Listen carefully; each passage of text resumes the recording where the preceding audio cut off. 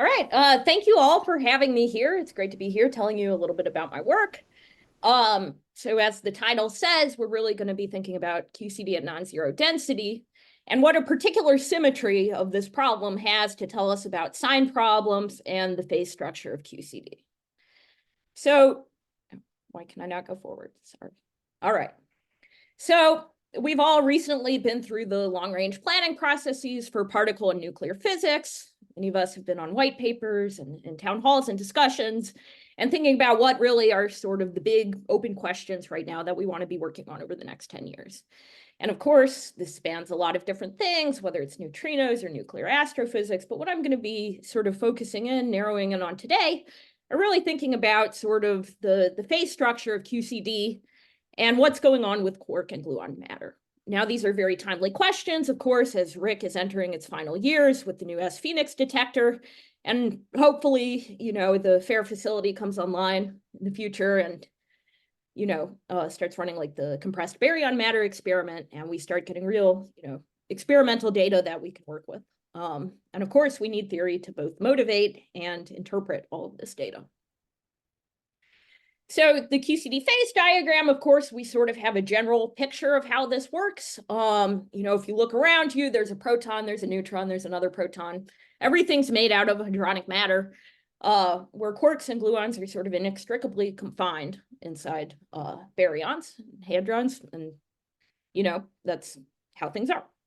If you push to extreme temperatures and densities, whether it's the first millionth of a second after the Big Bang, maybe, or possibly the inner core of a neutron star, really hot, dense matter, wherever you find it, you can get other exotic phases, such as color superconductivity at sort of these high densities and low temperatures, or you can get quark-gluon plasma. And we know these things happen. But really, what's going on in the middle is substantially less understood. Of course, QCD is non-perturbative, so we can't just, go and carry out a calculation by hand where we get some nice result. But we also can't solve this numerically because when you try to run lattice QCD simulations, you encounter a sign problem, which is non-deterministic, non-polynomial hard at non-zero density, so off of this axis out into the middle. So big open questions we want to solve. We don't quite have the tools yet to fully understand these questions. And in particular, today we'll be thinking about sort of this transition from hadrons to quark-gluon plasma. We think it takes the form of a first-order phase transition capped off by a second-order critical point. And these, of course, you can see on this chart, RHIC and FAIR are going to be looking in this region and seeing what's happening. So QCD at zero density is straightforward. You're thinking about sort of half of my research is really thinking about like EIC physics or something. You're taking two simple particles, slamming against each other. Some set of particles comes out and you can analyze what's going on. Why is this straightforward? Well, of course, let's write down our standard QCD Lagrangian. You have, of course, your fermions interacting in this term, your gauge bosons over here. You look at this Lagrangian, you see that it's invariant under CP and T individually, which is very nice. So you have an overall CPT symmetry. This Lagrangian, it's local, it's Lorentz invariant, and it's, if you write down a Hamiltonian for it, you have hermiticity. This is the CPT theorem, that if you have all three of these together, you have CPT symmetry. Beautiful, nice. We can carry out calculations using perturbative QCD, effective field theories, what have you.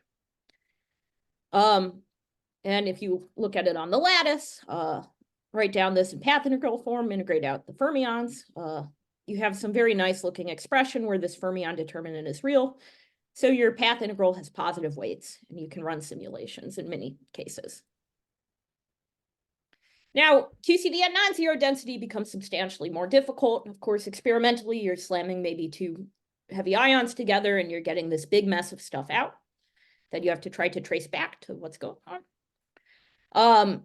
But when we try to look at things analytically, you have to add this term, which is not Lorentz invariant. There's a gamma naught here. It's not some gamma slash or something that would be Lorentz invariant. You've got this is a chemical potential, baryon chemical potential. And this breaks C symmetry, which means it also breaks CPT symmetry. And, of course, this is a dense collection of particles, statistical thermodynamical systems. We don't expect these to be Lorentz invariant. And obviously that's not from this term. So you tried to put this on the lattice, maybe we can do something there. Well, it turns out no, because this fermion determinant, it becomes complex, which is basically the same thing as saying the transfer matrix is non-Hermitian. And because you have a complex fermion determinant, you have a sign problem, again, this NP hard barrier to simulation. So it's very hard to access meaningful information. So, I mean, people have come up with various approaches, which I might discuss later, towards dealing with this, but really we don't have like, a key answer yet. But the focus of this talk is sort of a new approach based on symmetry. So I told you this thing breaks C symmetry. It looks horrible. It's not Lorentz invariant, but it doesn't break CK symmetry. So C, of course, is going to take this term and flip its sign. K is complex conjugation. It's going to flip the sign of I. So we call it K because in Euclidean space, sort of time reversal symmetry, there's no unique definition of it in Euclidean space. So you can have Q or K symmetries. And we have CK here. And this is reflected when you look at the path integral in sort of the symmetry of the fermion determinant. So why does CK symmetry help us? Why do we expect it to help us? Well, charge conjugation is a linear operator. Complex conjugation is an antilinear operator, which means that CK belongs to the class of PT-type symmetries. So PT symmetries are extremely well studied in quantum mechanics and optics and condensed matter. And we expect insights from these fields into quantum field theory to help us push forward on quantum chromodynamics. So now I'm getting to sort of the outline of my talk today. What are the big goals of this talk? So of course, everything is really grounded in experiment. We really want to know what's going on with the data we're seeing, what's going on in these collisions we're actually able to access an experiment. And to do so, you really need to look at all the tools we have available, as well as the synergies between these tools. So we're going to talk about both, what we can find out from formal quantum field theory, analytic calculations, what the lattice tells us, how to overcome sign problems in these systems with these particular symmetries, as well as thinking about phenomenology, whether the behaviors that we end up analyzing, sort of in these two sections, whether we can see them at RHIC, and what sort of observables might give us access to those. So now really the explicit outline for my talk. First, I'm going to give an introduction to these PT symmetries, what they are, why they're important. Then I'm going to talk about tools we've developed for PT-symmetric field theories. And then we're going to use them to analyze some toy models in which we'll see some exotic phases. And then ask the question, might these exotic phases actually appear in full QCD? And what evidence might we have for that? And how might we observe these at colliders? So lots of math up here, but really it's grounded in the phenomenology that we want to get access to. So let's just start out with, your basic undergraduate quantum mechanics course that you might teach. What do you teach to these undergrads? So maybe the first thing you'll show them is a two-state system. You've got some nice Hamiltonian here, and you teach them to analyze it. Okay, let's look at the eigenvalues of this. It's going to be +1 and -1 times this factor out front. Beautiful. You've got a complete set of eigenstates of this Hamiltonian.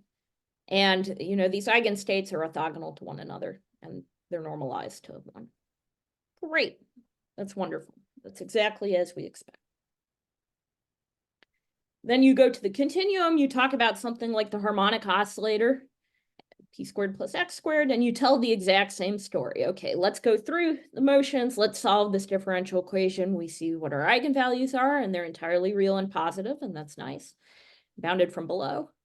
You've got some set of eigenstates in terms of the Hermite polynomials and some weighting factor.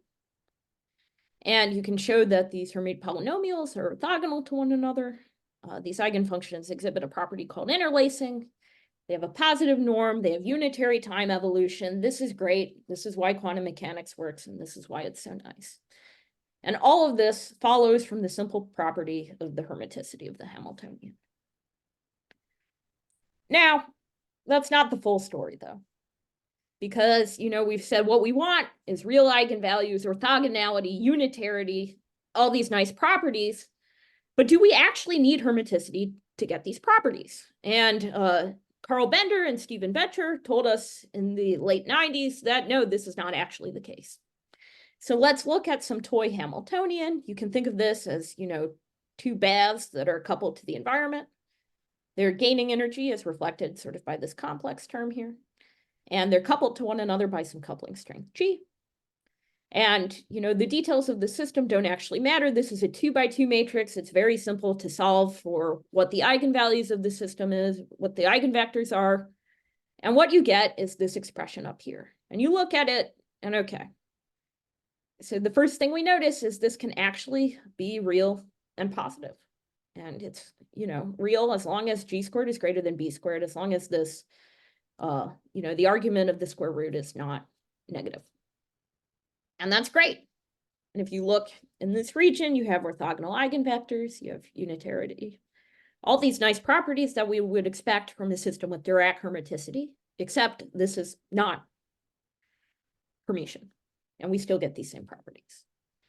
Now you might say, okay, Stella, this is just some toy model.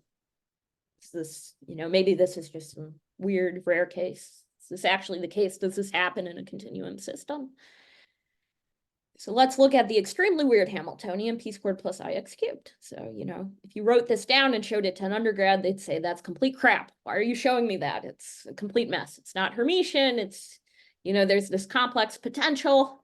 It's going to be terrible. But if you actually go through the mathematics, you can see this thing has entirely real eigenvalues. The whole spectrum is real. The eigenfunctions are orthogonal to one another. They wind, which is sort of a generalization of interlacing. This was what I wrote my master's thesis on.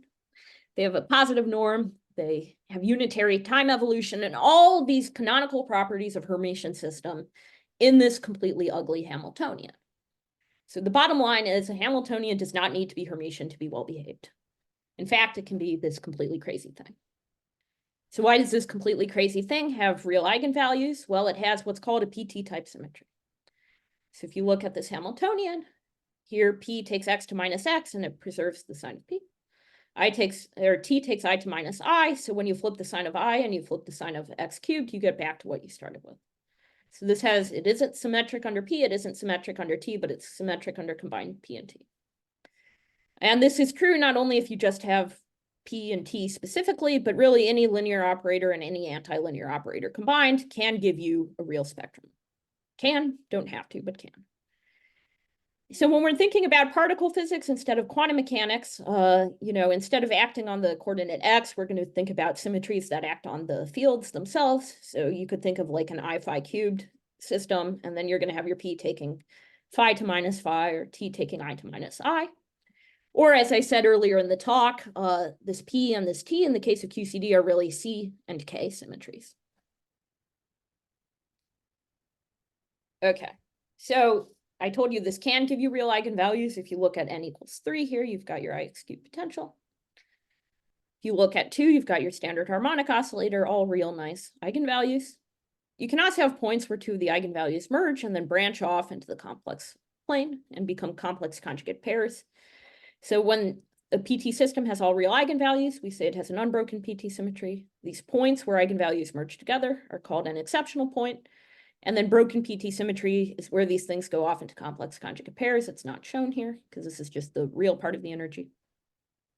And these are just things to keep in mind for later, is that it's not just real eigenvalues, but you can also have sort of other properties coming into play. But you can't have all of the complex eigenvalues that occur in a PT system. They always have to come in complex conjugate pairs, which is something important to keep in mind for later.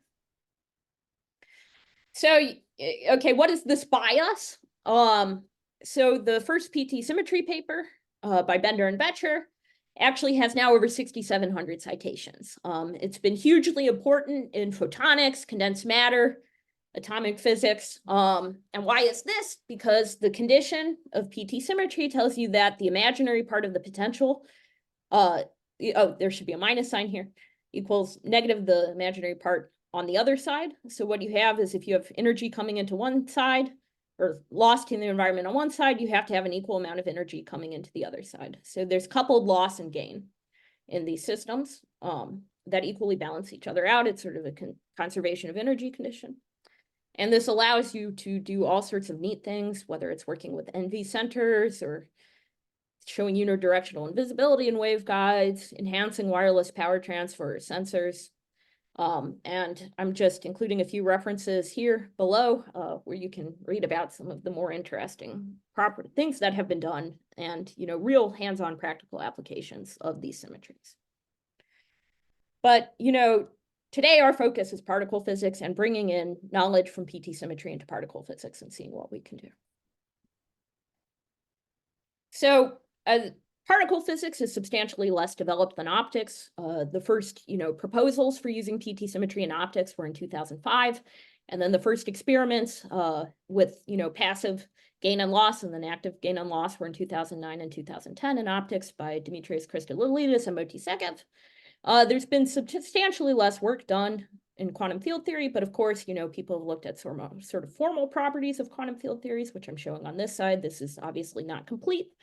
But just giving you a smattering of what people have thought about. People have also thought about sort of beyond the standard model physics, and then your group, of course, has thought about upside down potentials and the properties of these.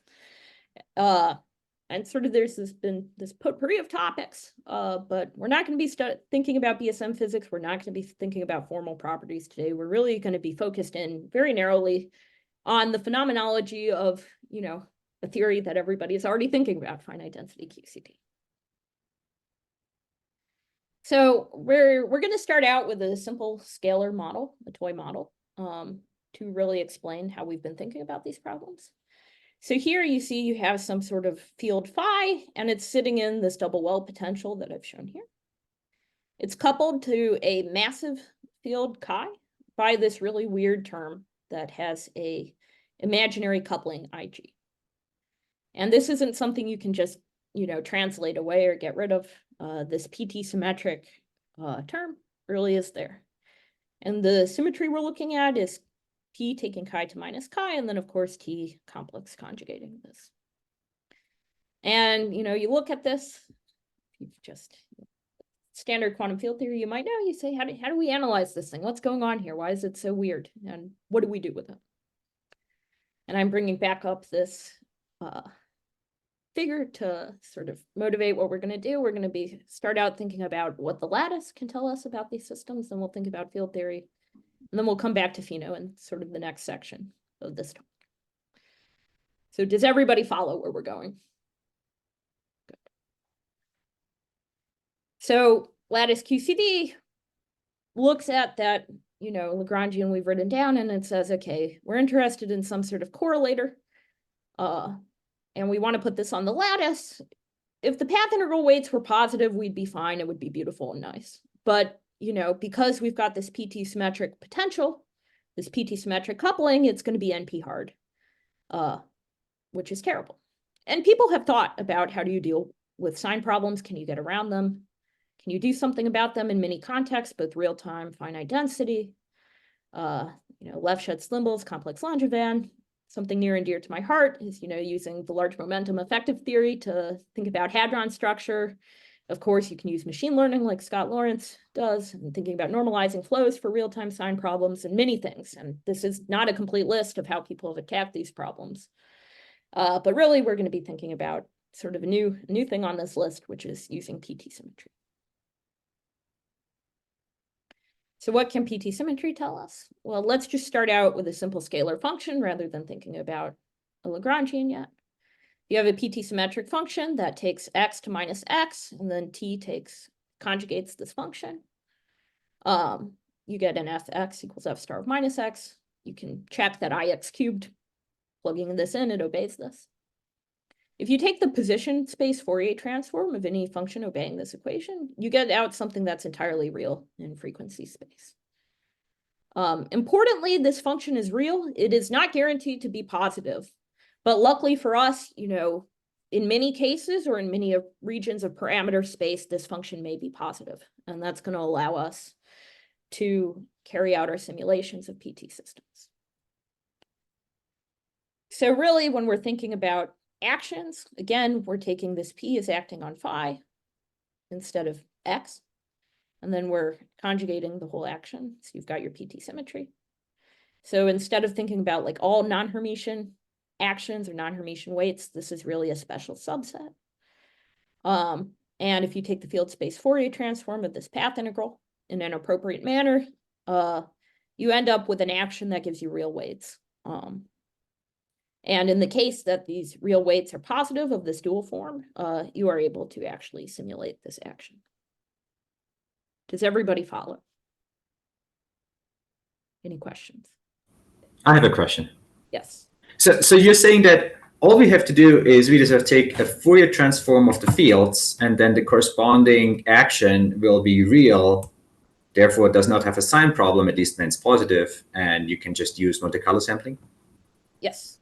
Okay. But well, it's a field space Fourier transform in the path integral, so it's a little uglier than a direct Fourier transform of the action, but same general concept. And this was sort of pioneered by Mike Ogilvy, my collaborator, sort of in 2010 and 2018. He came up with this idea and started applying it to problems. So, and then I've taken this, applied it to things closer and closer to finite density QCD. So, Okay, so, that's great. so you end up getting a path integral over the Fourier transform variables, those things. Okay. So here's an example. So let's go back to our toy model. So that'll give you something a little bit more concrete to hold on to. So we're taking this field chi that we said was the PT-symmetric variable, and we're making into this field pi. And I've got all the steps in this paper down here in the 2019 paper about how you go through this and do this Fourier transform. And you see sort of that all these terms you end up with are, well, these two new terms, they're positive and real. So the weights of this path integral will be positive and simulatable. So this is a case where something is entirely positive and tractable. And of course, you might say, okay, how do I get something physical out of this? You can get back to those chi correlation functions by, functional differentiation with this H term here.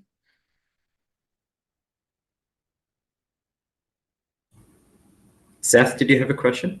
Yeah, I have a quick question. So you were saying that there's a subset of actions that are going to give you real weights under a PT-symmetric translation.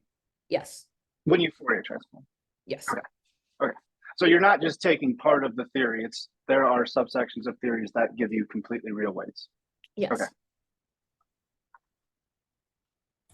And I'll show you in a Z3 model a little bit later in the talk, sort of an example. Z3 models are a case where, you can really see there's sort of a triangle region where it's simulatable, and outside that triangle, it's not, using this particular duality technique.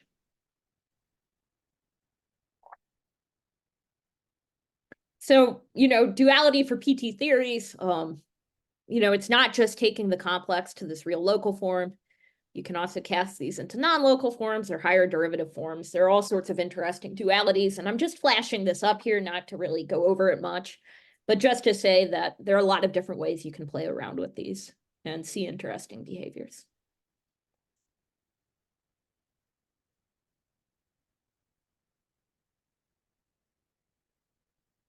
But now I want to actually go to the simulation. So I'm just, working on a 64 squared lattice to get these. You can also go to 3 dimensions using some particular parameter values where we simulate, and, you can see these things are equilibrating, but, forming extremely weird patterning behavior.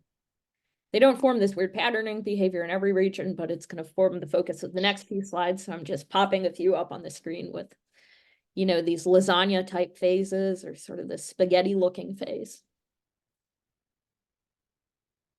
And really this point of this slide is just to be a proof of concept that, we can actually just go run our code and get something out for these PT systems. Whereas sort of if you had started with the original action, you might look at it and say, this is completely intractable. I don't want to deal with this. Or maybe you want to try to use some other technique. But this duality transform is actually a way of checking other techniques, actually. So if you wanted to, I don't know, do complex Langevin and run something, and you want to check against an actual real dual of the model, that's something that you could use this PT dual to do, besides actually just analyzing the structure. So I'll let you look at that for a few more seconds and then move on. I have a question why we look at that. So, I mean, the immediate thing that I'm interested in is sort of these wrong side potentials. Mhm. The theory is nominally Hermitian, but it's just an unbounded potential. Mhm. Have you looked at your duality transform for those kind of things? Do you still feel action? We have not, but it would be interesting if somebody did. Okay. So we've been pretty narrowly focused on sort of the QCD-ish type stuff, but you know, I'm gonna get there later. Sort of the punchline of my talk is going to be, we really do need to understand these things fundamentally. What's going on with PT systems if we want to get any handle on QCD. So I do think that even if people who are not as phenomenologically motivated necessarily are still going to be able to make great contributions just by understanding these things fundamentally, because QCD at finite density, it's not Hermitian. It is PT, or it has a PT type symmetry.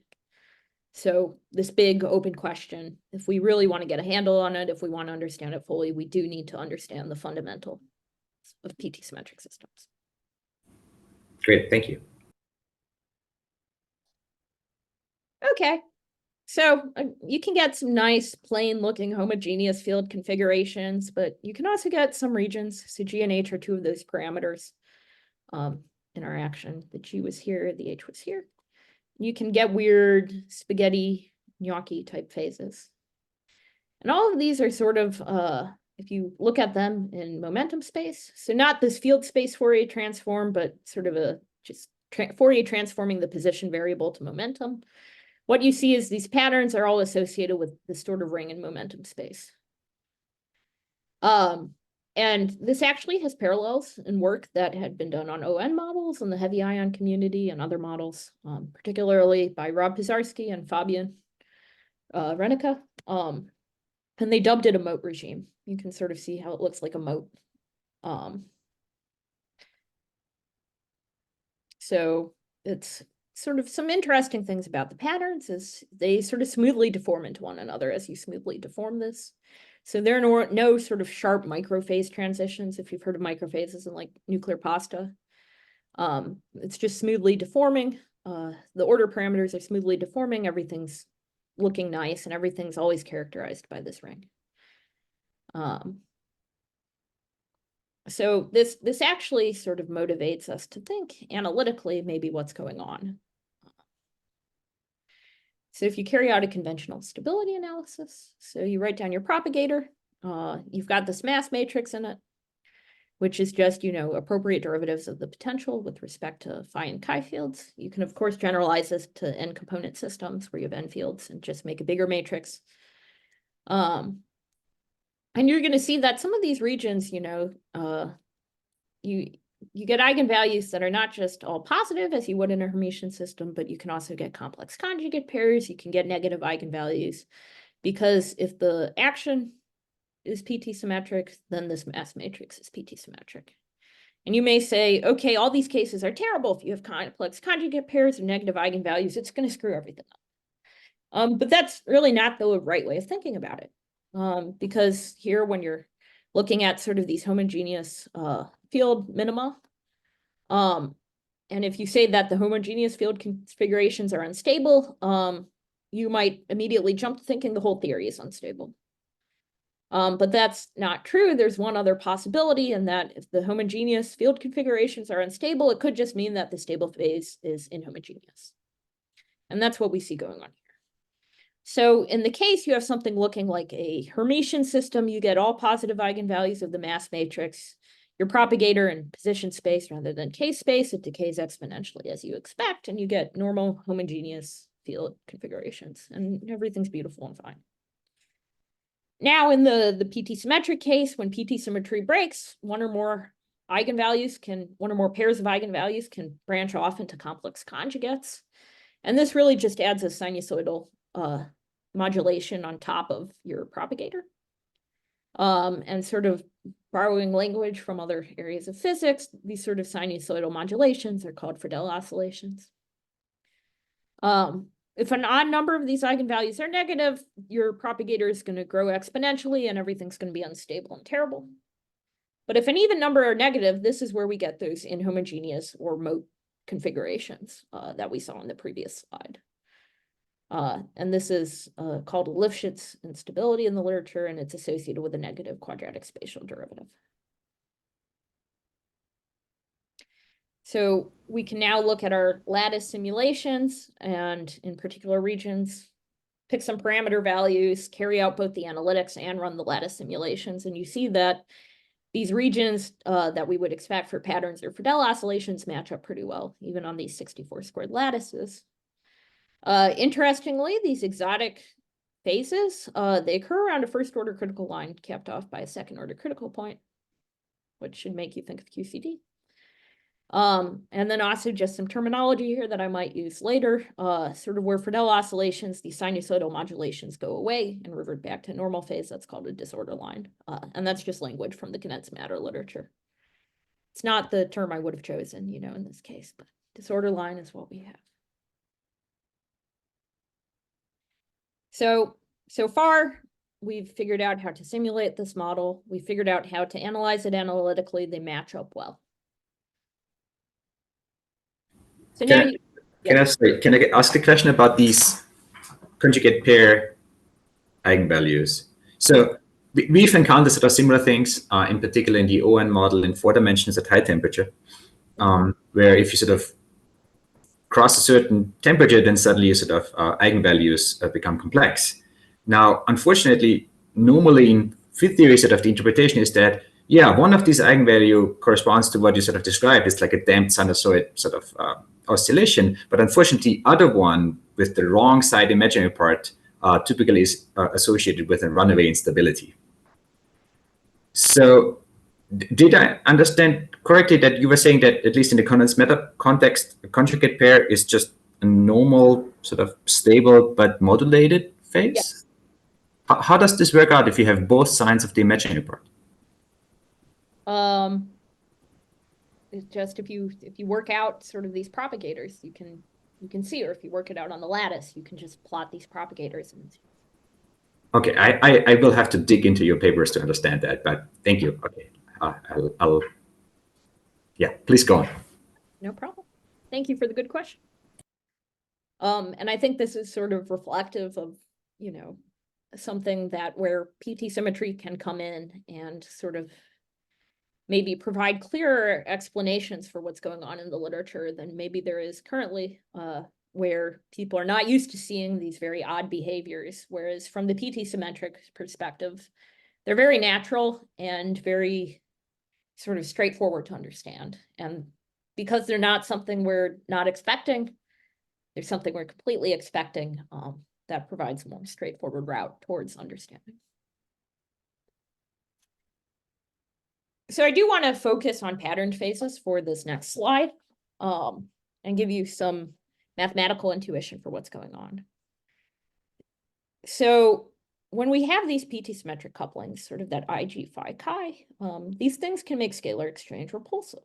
So it sort of makes sense we have patterning behavior because, you know, these repulsive forces. Now we have, you know, competing scales, competing forces in the problem. And this is seen in a lot of areas of physics, you know, whether it's biophysics or condensed matter, people see patterning behavior commonly occurring in this type of context with 2 competing forces. Now, if we're thinking physical intuition, if we want to start thinking a little bit forward to QCD, you might say, okay, what's going on with spatial inhomogeneities? We shouldn't really have these in a physical system in a quantum field theory. Well, actually, you know, we don't have Lorentz invariance here because of that baryon density term. So spatial inhomogeneities in such a system, we shouldn't really think of them as problematic because there is no Lorentz invariance. And patterns are really common, you know, at all scales, whether you're thinking of a neutron star or just some very small condensed matter system at microscopic scale or nanoscale. And here I'm including, you know, a reference to a paper in Science that goes over patterning in sort of many different systems. That's interesting to look at. So taking this a step further, I want to sort of summarize sort of all the different phenomena we've discussed up to this point in this talk. So we've thought about non-Hermitian and PT-symmetric systems, and we looked at their duals. So those real duals that still had a non-Hermitian transfer matrix, you can find a dual that's non-local. We don't have Lorentz invariance. You can also cast this into a higher derivative form. There's a sign problem in that PT-symmetric representation, but not necessarily in others. So all of these mathematical features are interrelated by these different dualities. And they're associated with physical phenomena like these exotic phases, the Lifshitz instabilities, competing forces. So when you're talking about any one of these, really, you're talking about all of the others.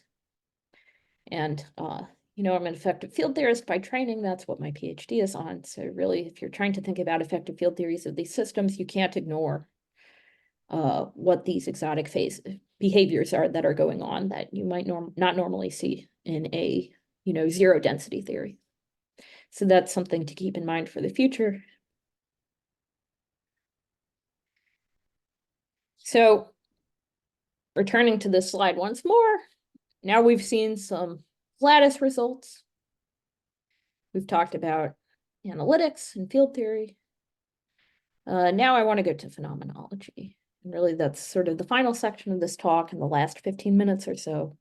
And thinking about, you know, are these behaviors physical? Could we see them at finite density? And what does the current literature and past literature have to say about them?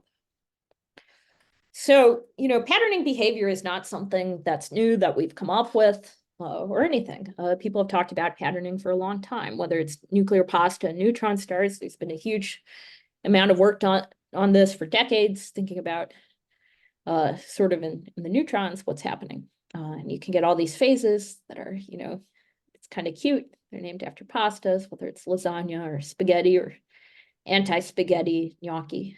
These look a lot like these patterns we were seeing in the scalar PT 5⁴ model. But instead of, you know, having distinct gnocchi and spaghetti phases, we actually just have smooth transitions between all of these using sort of this PT-symmetric paradigm. Of course, you know, Krishna and folks have written this nice review article about Luff phases and color superconductors. You know, Rob Pisarski's worked on chiral spirals, king crystals, can condensates. The list goes on and on of various sort of patterned phases.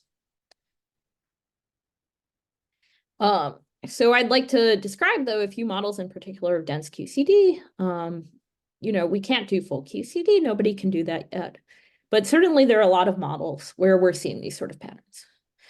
So we'll think about things with chemical potential, CK symmetry. I told you we'd think about Z3 models. Of course, people have analyzed these in various dimensions, not just 1+1 models, but all the way up to 3+1, and thought about patterning behavior.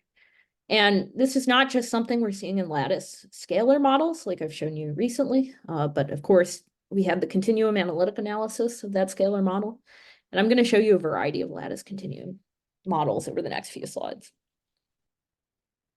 So Mike Ogilvy and his collaborators did early work on sort of these Friedel-oscillatory phases and sort of PNJL models, polyacove models.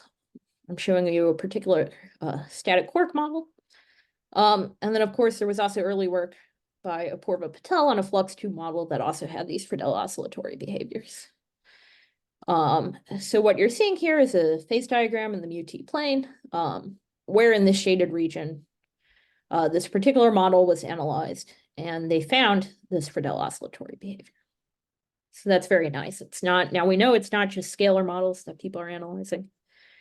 Or that particular one, it's something more phenomenologically motivated. And in fact, a wide variety of phenomenologically motivated models exhibiting these Friedel-oscillatory phases.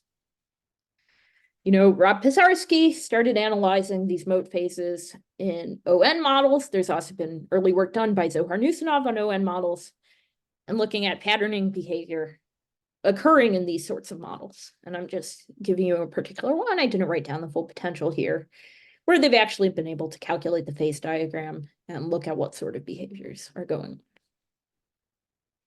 Now, a huge variety of 4 fermion and quark meson models have been analyzed, particularly by my collaborators, Lauren Panulo and Mark Winstall, especially using lattice QCD. Here I'm showing you a 1+1D gross niveau model, but of course, you know, 2+1 and 3+1 models have been analyzed. They've seen the Friedel-oscillatory behavior, they've seen patterning behavior in these systems, and it can all sort of be explained sort of using this PT-symmetric framework. So again, this is more motivation. You know, these are things people are analyzing with sort of QCD in their mind, with dense QCD in their mind, thinking about the phase transitions of dense QCD. And we're seeing these behaviors that are coming up in the PT-symmetric models that we can use these PT-type symmetries to explain. I encourage you to look at their work. It's very interesting, as well as, earlier papers by the various people listed down here, and also my collaborator, Fabian Rennicke. Now some of the work I've done with my younger brother, Moses, who's the other part of Schindler Squared, and Mike Ogilvy. It's pretty sad that my younger brother's high school research project is going to form half of my PhD thesis at MIT, but you sort of take the help where you can get it. And if I can mooch off my siblings for assistance, I will do it. So it's been great working with him. He's a lattice QCD guy. Well, now off in finance, but it was fun to do during the pandemic to work with somebody at the dinner table with me instead of having to always be on Zoom. So we looked at, these heavy quark models in this paper down here. You've got some sort of Polyakov loop. You've got some potential attractive and repulsive pieces. We parameterized the Polyakov loop in terms of chi and phi fields. And then you sort of go through the motions. You carry out these analytic calculations and you see, okay, what's going on? You can draw your critical line and critical endpoint. And around it, you find these exotic phases, these Friedel oscillations, these patterning, and of course, this disorder line. So, this chiral susceptibility and everything, the quark-quark potential, these things are all computable on the lattice. So, you can actually get sort of, if you think of this as something physical, you can actually get physical constraints on these patterned regions in this model. And here I'm just showing you some basic Yukawa potentials in the figure, plugged into here and here to analyze these models. But you can, of course, it's very straightforward to go through with something more generic. Something I've been working on more recently, hopefully we'll put a paper out on it in the near future, are complex and chiral ZN lattice models. And these are both spin and gauge models. So of course, we're getting a little bit closer to QCD. ZN is the center of the QCD gauge group. And these are lattice models. These are not continuum, and we're going to impose the complex coupling or the chirality in only one direction. So, maybe you're taking it horizontal. You've got these weird PT-symmetric terms, but in the other n directions, n-1 directions, you're not having these complex chiral terms. So it's like a chemical potential where, you've only got the gamma naught sort of in the time direction. We're only taking it in one direction. You, of course, could analyze models with more than one complex or chiral term. I think there's some interesting work by John Carty on this for certain models. But, this is reflected in these partition functions I've written down here where, you've got this e to the mu and e to the minus mu just in a single direction, and all of the directions perpendicular to it, you've got just standard couplings. And I want to point out there have been a lot of people who've worked on ZN models recently, such as Rob Pizarski's QZD model. These guys found exotic phases in 2016 work, and then Christoph Gratringer's group has also been doing a substantial amount of work on ZN models using other methods. So the first thing I want to talk about is, sign problems and dualities. So if you've studied the Ising model, you've probably heard of Kramers-Wanier duality. And this is a duality that maps the Ising model onto itself. And it exchanges sort of the low and high temperature regimes. And in 2 dimensions, this takes the 2D Ising model onto itself. In 3 dimensions, this takes, a spin model onto a gauge theory. And in 4 dimensions, this type of duality maps gauge theories onto gauge theories. Now, once we're adding these complex and chiral terms into our Lagrangian, what's going on? Well, you can actually form a different type of duality. So if you look at a complex ZN model, something with a sign problem, it's ugly and horrible looking, say like a spin model with chemical potential or a gauge model with a background electric field. There are particular dualities between these models and dual chiral forms. So there's a complex chiral generalization of Kramers-Wanier duality. And it's basically taking spin onto spin in 2D, spin onto gauge and back and forth in 3D, just like Kramers-Wanier, and then gauge onto gauge in 4D. Except in this case, we're taking, chemical potential into chiral interactions or background magnetic fields or background electric and magnetic fields. So again, sign problem, something potentially simulatable over here. That's sign problem free, entirely positive weights. So we've actually analyzed this using real space renormalization group transforms. So if you haven't heard of these, basically decimation techniques sort of shorten your lattice, and bond moving techniques sort of move bonds. So you have fewer bonds between lattice sites. And using a sequence of these transforms, you can see sort of what's going on with each point, what sort of fixed point does it go to, or cycles does it go to, and you can actually map out the phases and see where there are homogeneous phases, where there are inhomogeneous phases. In the chiral spin models and their duals, you can actually get extremely interesting phase diagrams that are called a devil's flower. These are fractal phase diagrams. And, you know, various homogeneous and inhomogeneous phases around this point. I think the light yellow are homogeneous and this big orange region on the right, and the rest are these patterns. And as I alluded to earlier, you know, there is a sign problem-free region of this system. So for particular parameter values, this has entirely positive weights. Outside this triangle, it doesn't. But, you know, you could potentially check these phase diagrams using lattice simulation in the triangle. But sort of interestingly, what sort of order do you do these decimations and bond moving? People have looked at these phase diagrams in the past, but really when you want to do these real space renormalization group techniques, you really want to think about how PT symmetry comes into play. And sort of the paper we're writing is about how you take that into account, and how you preserve PT symmetry in the transform is sort of crucial to getting the right sort of phase diagram. So this is, again, a new technique for PT-symmetric systems, really extending these techniques from Migdal and Kadanoff to PT-symmetric systems. But really the point is you can get the phase diagram and it has these patterned phases. So now we're up to, you know, ON models, EN models, these heavy quark models, all these things we might traditionally talk about or conventionally talk about in the QCD community have these exotic phases. So now the question is this something we could actually see?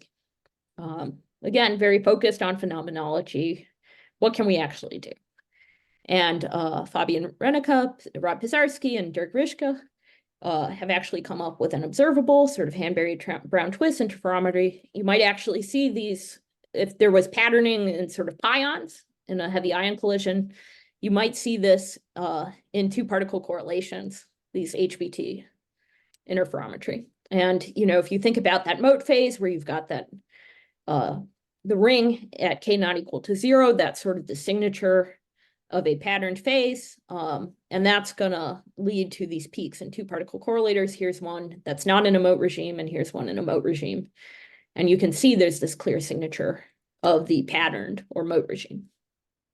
Another thing we're looking at is, of course, dilepton observables. You know, these are one of the things, if you look at this, you know, the stereotypical chart of a heavy ion collision, these really persist and are less affected by sort of the dynamics. So you might be able to see further back into a heavy ion collision. So we're exploring sort of how these dilepton observables might work sort of in both for fermion models and model independent parameterizations to see if these are good observables for patterned phases. And this is work I'm doing with Zohar, Mike, Lauren Panulo, Rob Pizarski, Fabian Reneke, Semyon Valgashev, and Mark Winstall. So it's been great working with people from, you know, condensed matter, lattice, heavy ion community, PT symmetry, really getting a handle on all of this. So, you know, in the last few minutes here, I want to just sort of summarize what I've told you and give you outlook for what I think the field should be doing and where we should be going in the future. So I've shown you that at non-zero density, QCD loses its Lorentz invariance, it loses its CP symmetry, it loses C symmetry, but it does pick up this new symmetry CK. And that CK symmetry belongs to this class of PT symmetries that are so well studied in optics and condensed matter and have helped propel really incredible advances in those fields and incredible practical applications. I've shown you how we can sort of take insights from these PT-symmetric systems in optics and quantum mechanics, like how the eigenvalues behave and these concepts of unitarity and everything, and really take these insights and import them into quantum field theory to help us develop sort of techniques to overcome sign problems and techniques to analyze the phase diagram analytically of dense systems. And of course, we saw that these new exotic behaviors can be formed in PT-symmetric systems.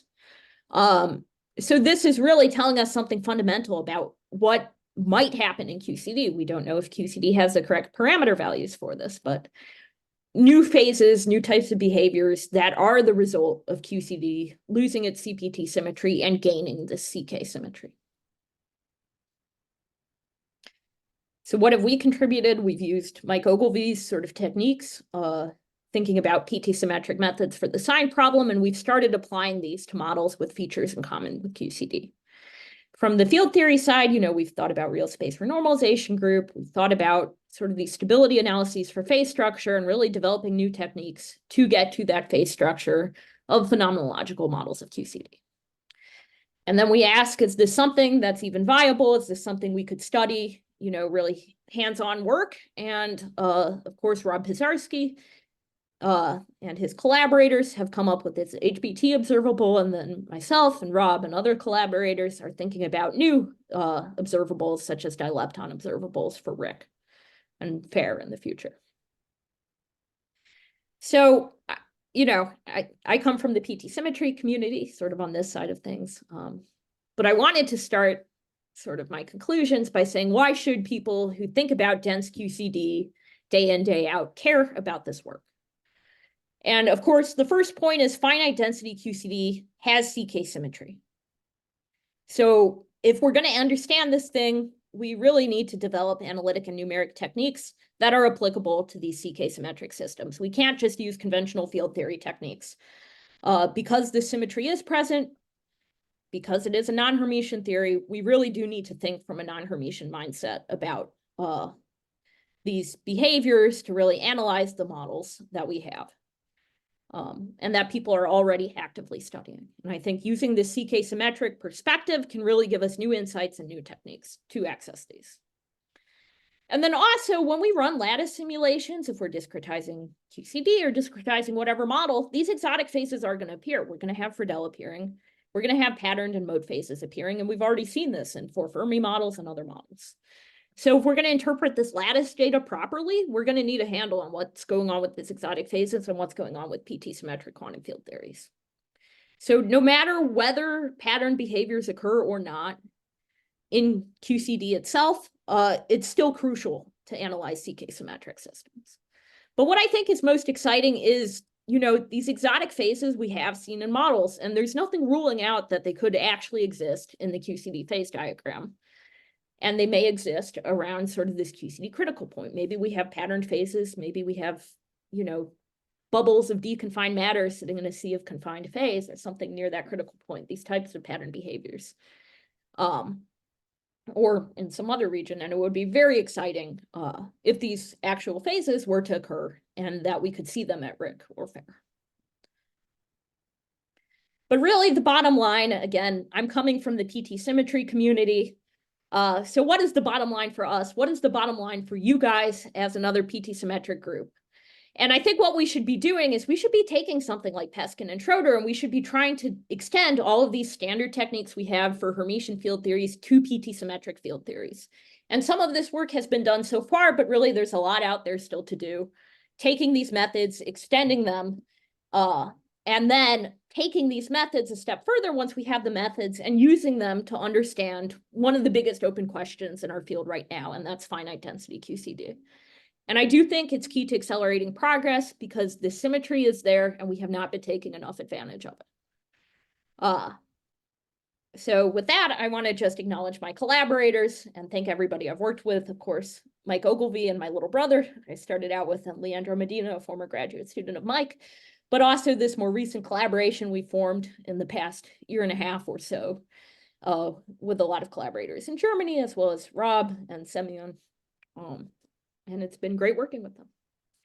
All right, well, thank you very much for listening. Thank you.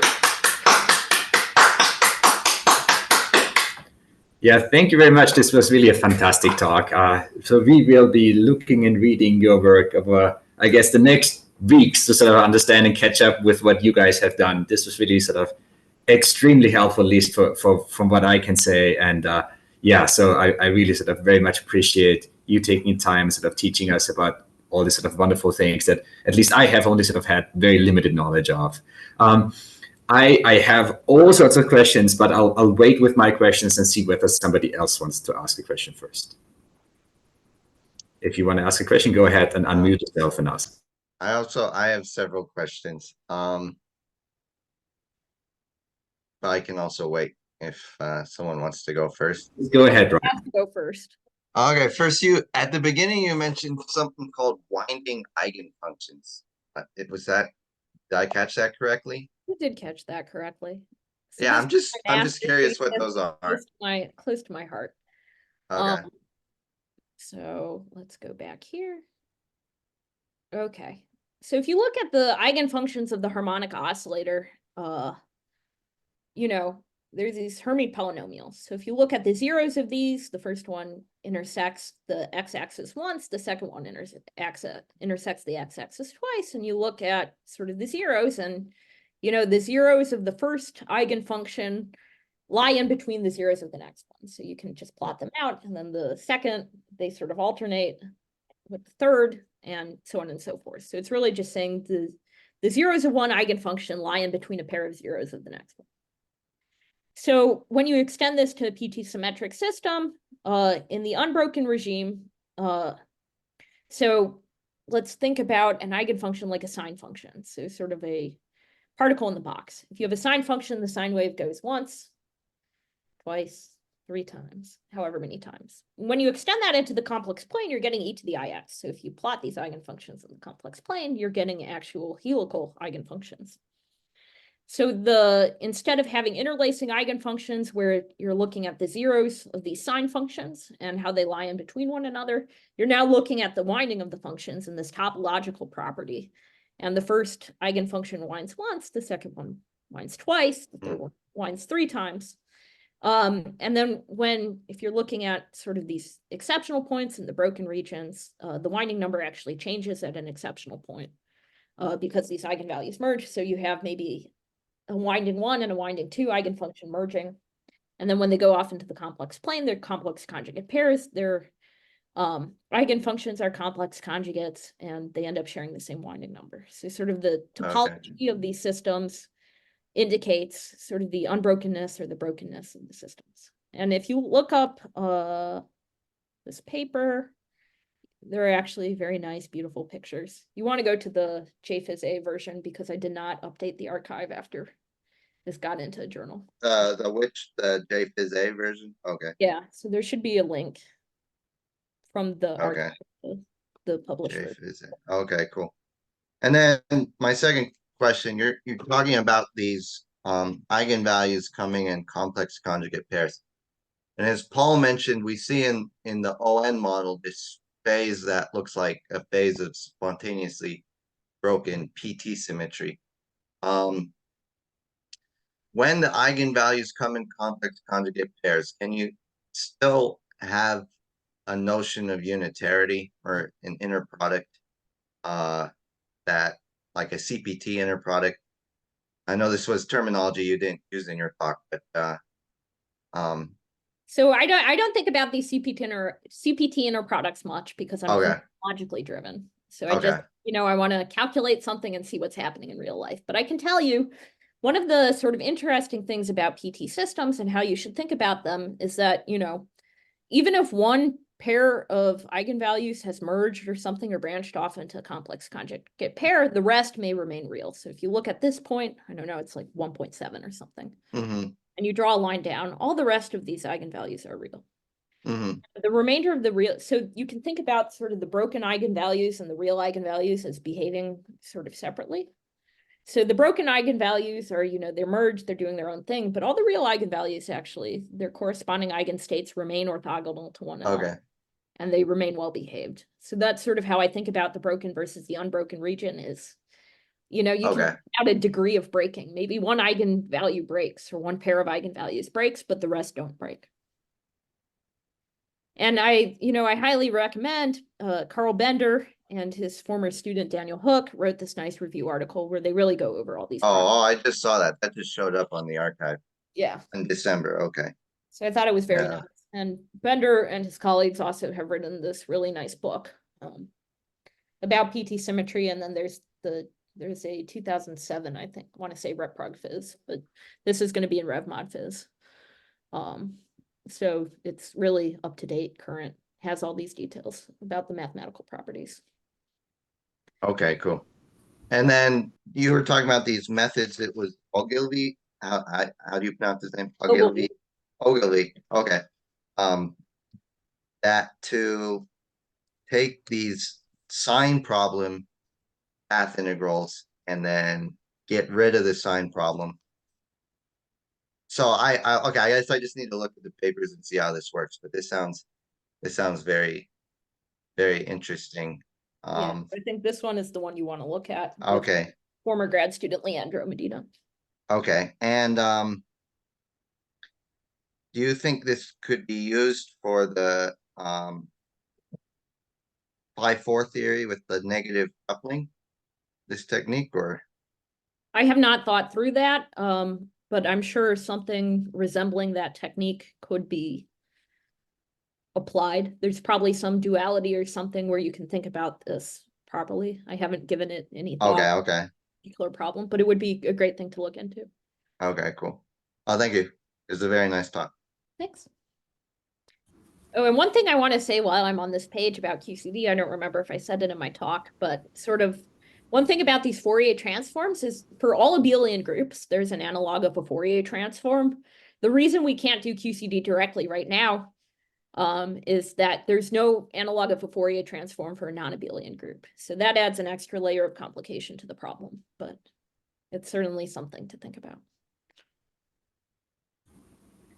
You could do an abelian subsector of QCD.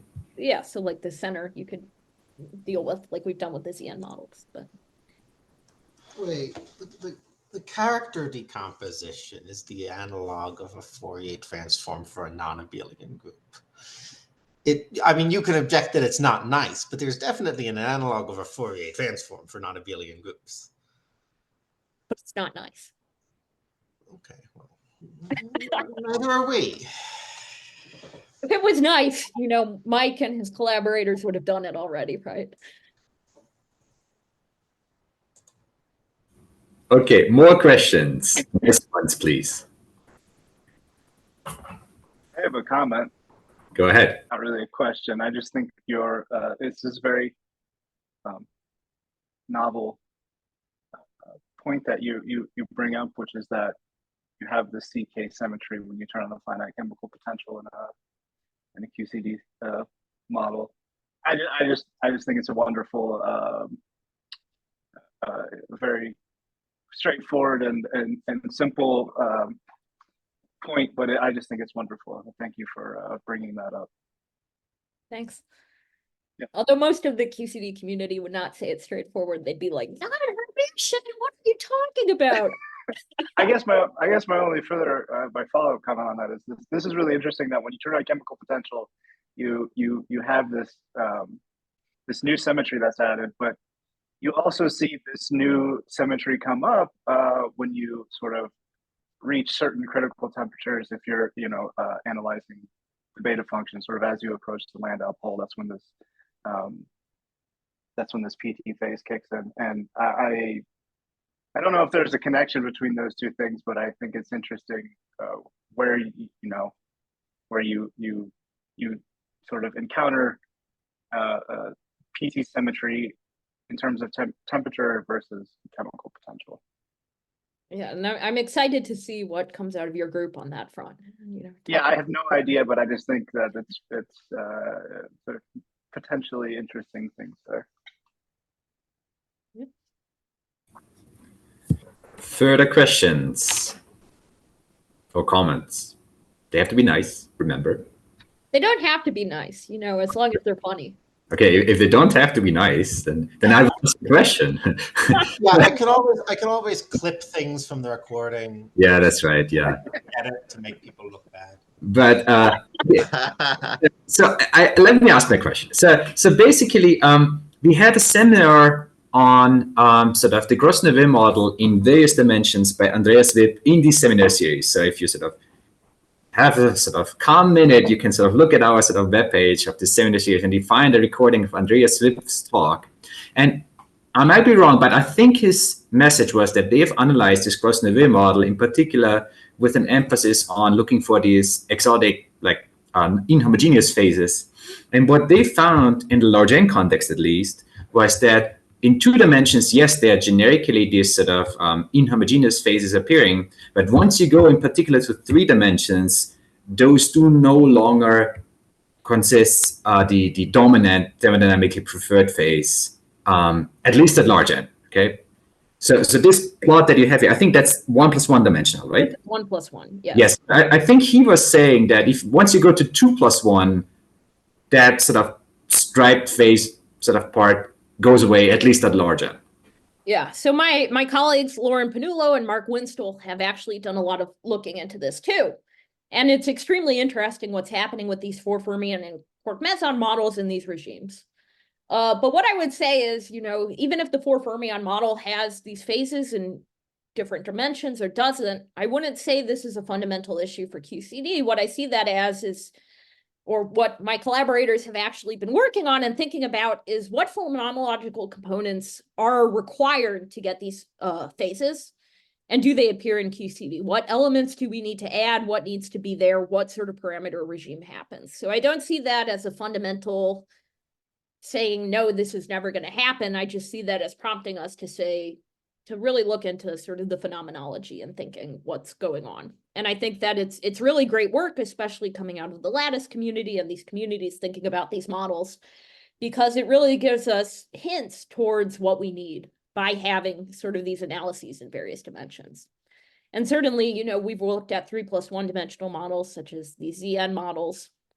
You can look at in 4D and think about, are there these exotic phases? And there certainly are. So I think the jury is out on, you know, what has to be there and what sort of models do we see this in. But I think it's an extremely interesting question, and I think it motivates a lot of physics.